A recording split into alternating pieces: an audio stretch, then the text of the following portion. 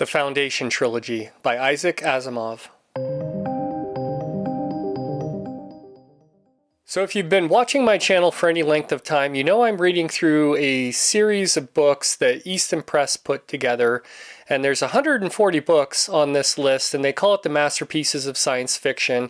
And I just hit a milestone. This is book 100 that I've read so far out of this list. Now, there's some interesting things to just point out real quick. The Easton Press really puts this down as one entry, so they kind of call it the Foundation Trilogy, and here we have a book club edition of this one, all 3 books put together in one omnibus edition. And it gets a little bit more complicated than that. We will dive into a little bit of the background of this series, a little bit more than I normally do in my videos, because I think it's really important. There's some interesting facts I've dug up, mostly from reading Asimov himself talking about this series. But let's kind of just get into this one. So I have this Avon set here. This is the first book in the trilogy called Foundation. This was published in 1951. And then the second book is called Foundation and Empire. This was published in 1952. We've got some interesting kind of abstract artwork on these. And then the final book in the trilogy is called Second Foundation. This was published in 1953. But what's important to know here is these stories were all published originally in Astounding magazine between 1942 and 1950. There's one little exception we'll get to in a minute. But Isaac Asimov tells a story about going to see John W. Campbell, who was the editor for Astounding magazine. This was one of the most premier magazines to be published in. Asimov had just been published maybe 5 times, I think he said. He'd had 5 stories, with the most recent one, Nightfall, which is one of his most famous short stories that he's ever written. And he was on the train to go see Campbell and was kind of trying to come up with an idea for a new series of stories. And he had been researching the rise and fall of the Roman Empire. And so he thought that this would make a really good science fiction story with the science fiction setting in the future about a vast galactic civilization or empire. And so he makes it into John W. Campbell's office and tells him this idea, and John W. Campbell loves it, and they end up brainstorming some ideas. This was in 1941 when Asimov first went to his office, and Asimov was only 21 years old, and they started brainstorming ideas and came up with kind of an outline, and Campbell sent Asimov away to go write the first story. So a year later, he comes out with the first story, and it takes him 8 years to write 8 stories, all being published in Astounding magazine. As he went further into this series of stories, some of them got longer, and so they were serialized in some of these magazines. So the longer ones, like The Mule, went over, I think, 2 or even 3 magazine installments to get the whole story out. Now, what is interesting here is Asimov was 21 years old. A lot of these authors were getting paid next to nothing to write these stories. He never expected to get rich off of this. He never expected to get famous, or for this to be considered a classic in science fiction, one of the best trilogies of all time. He was just writing these stories, trying to get a paycheck. He even talks about leaving cliffhangers at the end of some of these stories so that Campbell would be forced to buy the next story that he wrote.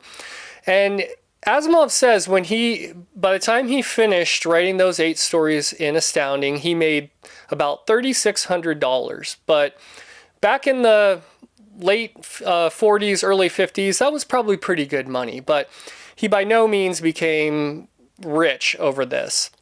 So right after this, we get into the 50s, and the appetite had started to change a little bit in the the reading and the publishing market in science fiction, and a lot more novels were being stitched together out of short stories, or there was even publishers and editors encouraging authors to write novels.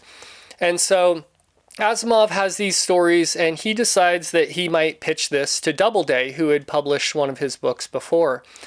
And so he goes to Doubleday, and they kind of turn him down. Big mistake, as we all know. But there was a new kind of upstart publisher coming out, and they're called Gnome Press.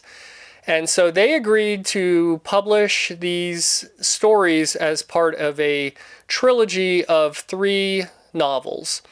And I'll put some pictures up here. These are very iconic novels. They're worth a fortune. What's interesting is when Asimov is recounting some of these stories in 1982, he says that he never really made much money from the Gnome Press books because they just didn't have the advertising down, and they just never really pushed it out really well. So he made hardly any royalties off of this, and he was even saying on the secondary market, some of these books go for $50, and this was back in 1982. Well, now if you look these books up, they go for thousands and thousands of dollars.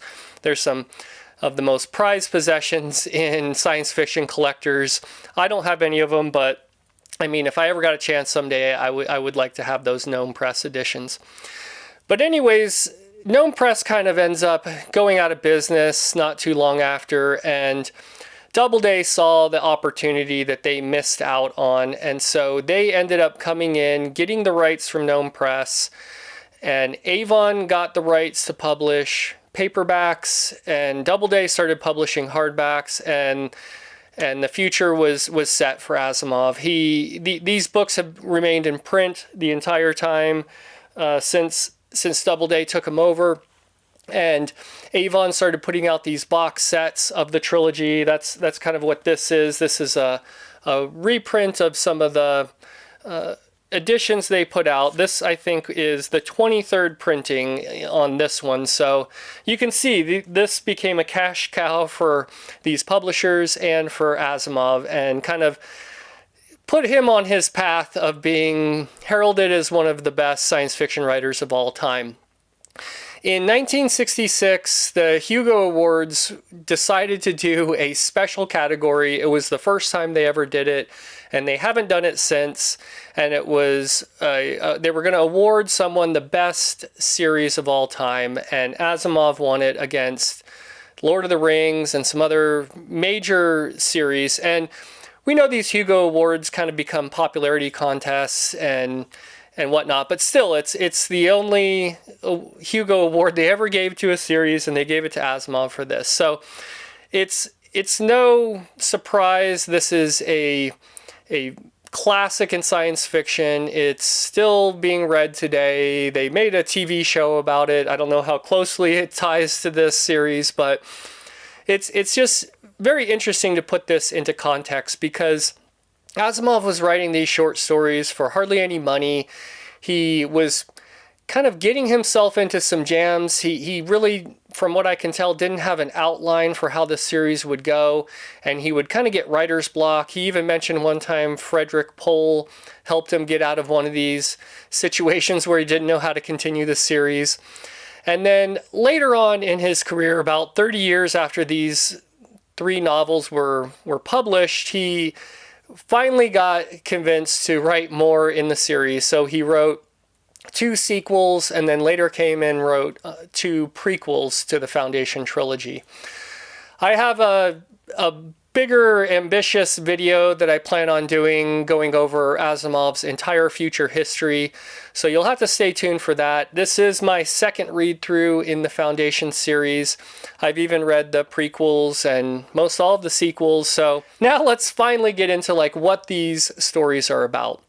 So we are in a far future galaxy. We are about the year 24,000 AD, but the Galactic Empire rose to prominence in about 12,000 AD. So they kind of reset the calendar, and most of the dates are referred to around 12,000 in the galactic era.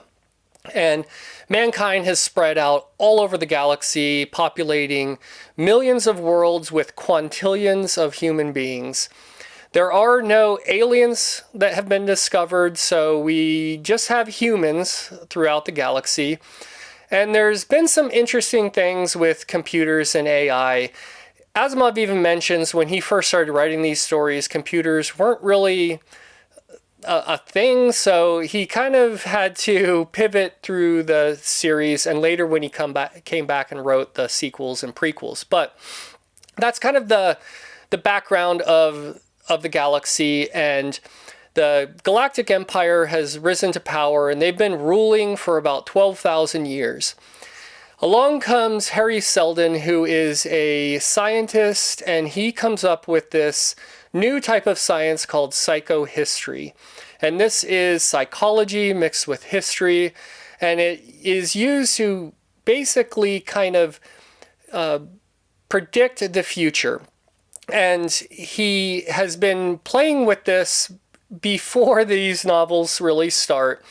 And by the time we start reading these novels, it is a kind of known science.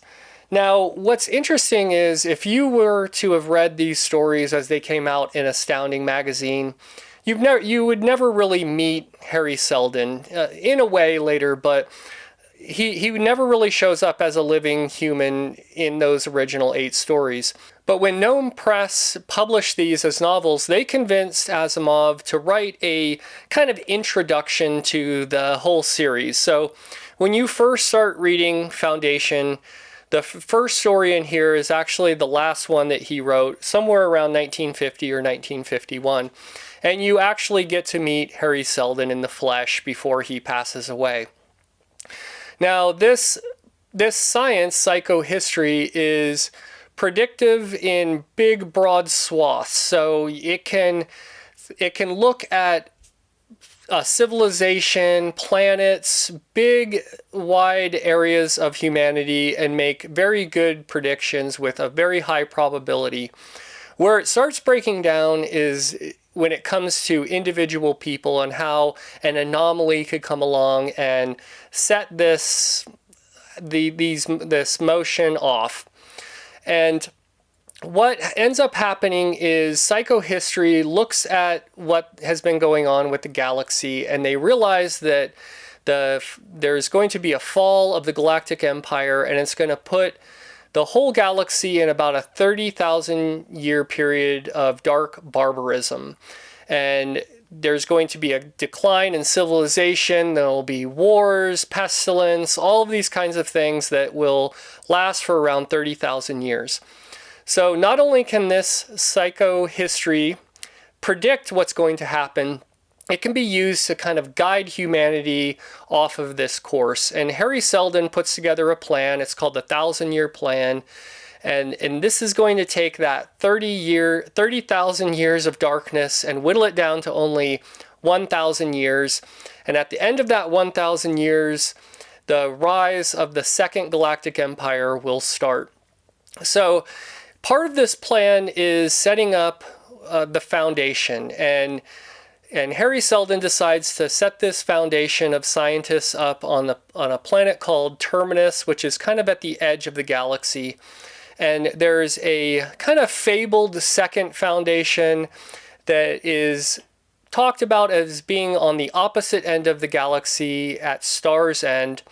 And no one really knows what this means or if it really took place. It's kind of a fable and a myth. And as you read through the series, you'll see this time period. We're kind of in the first 300 years of this 1,000-year plan. And everything may appear to be going along this plan, and sometimes it doesn't. And so these psychohistorians who are out here on the Foundation have to kind of play with this and readjust as time goes on. Now, the way this series is written, these 8 short stories, or 9 if you include the introductory one, you kind of get to meet some characters, and you'll go through some crisis, and then you'll kind of jump over to a new set of characters, maybe 30, 50, sometimes longer periods than that, into the future, and that can be disjointing to some people, but it's the way it was written, and it covers about 300 or so years of this first 1,000 years. And you'll kind of run across all different kinds of characters and crises along the way as you read through this series. Now, Asimov is really good at kind of distracting you with one hand and doing something different with the other hand. That is a theme in this one. He also talks about determinism a lot, if the future really is determined or if we do have free will and we can go against some of these things that psychohistory has predicted. There's a lot of interesting elements to that part of this series, and I'd kind of forgotten about how deep he gets into some of that. Now, the characters are pretty good. You're not with any of them for too long, but you do get to really see some human type motivations in these characters, and he in such a short amount of time he does a really good job doing that with these characters. And there is a character that's brought up in the second book called the Mule, who is a fantastic character. I think most people agree on that one. He also gets you to sympathize with almost everybody here. Even the villains are kind of doing what they think is best. It just might not go along with Harry Seldon's plan. So overall, if you have not read this series and you're a big fan of science fiction, at some point you probably will, and I give this one of my highest marks. There are some cons with this, of course. Asimov will do info dumps. Sometimes they're clever. He uses these entries from the Galactic Encyclopedia to give you a lot more context before you'll start some of these stories. But other times he does some info dumps where one character is just talking to the other one, explaining everything. It's something he did in a lot of his stories. But, you have to take a little bit of the good with the bad. This still holds up to this day. The ideas are just amazing. The plot twists are great. And if you haven't read it, I highly recommend you give it a shot at some point. So, that's going to do it for this one. Like I said, I have another video where I'm going to go over Asimov's entire future history in the future. So look forward to that one coming out soon. But other than that, thanks for watching, and we'll see you in the next video.